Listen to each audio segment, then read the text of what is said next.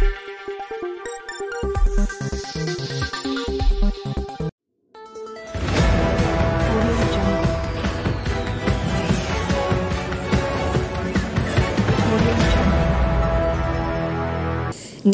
12/9/2024 रोजी आदिवासी विकास मंत्री महोदय यांना वैराग येथील अनुदानित आश्रमशाळा बंद होऊ नये या संदर्भात लेखी पत्र व माननीय महाराष्ट्राचे कर्तव्याध्यक्ष उपमुख्यमंत्री देवेंद्रजी फडणवीस साहेब यांनाही वैराग येथील अनुदानित प्राथमिक व माध्यमिक आश्रमशाळा बंद करू नये व या ठिकाणी शिकत असलेल्या पारधी समाजाच्या मुला मुलींचे नुकसान होऊ नये यासाठी अक्कलकोट तालुक्याचे कर्तबगार आमदार माननीय सचिनदादा कल्याण शेट्टी साहेब यांच्यासह भारतीय जनता अनुसूचित जमाती एसटी महामोर्चाचे पश्चिम महाराष्ट्र विभाग प्रमुख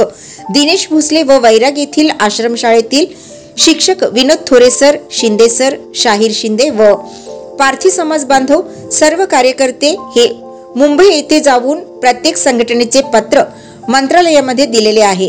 पारधी समाजावर अन्याय का होतो हे लक्षात घेऊन सोलापूर जिल्हा उस्मानाबाद जिल्ह्यातील पारधी बांधवांचा भावी भव्य असा माननीय जिल्हाधिकारी कार्यालय व माननीय प्रकल्प कार्यालयावर लवकरच मोर्चा काढणार व आपल्यावरील अन्यायाविरुद्ध न्याय न मिळाल्यास संपूर्ण पारधी समाज एकत्र येऊन यावेळी एकी दाखवून देण्याची तयारी आहे व वैराग येथील अनुदानित आश्रमशाळा बंद न करता प्रशासक नेमून ती शाळा कायमस्वरूपी चालवण्यात यावी यासाठी मोठा लढा करायचा आहे। सर्वांनी लढत सहभागी होऊन आपल्या जिल्ह्यातील पहिली आश्रमशाळा वाचवूयात।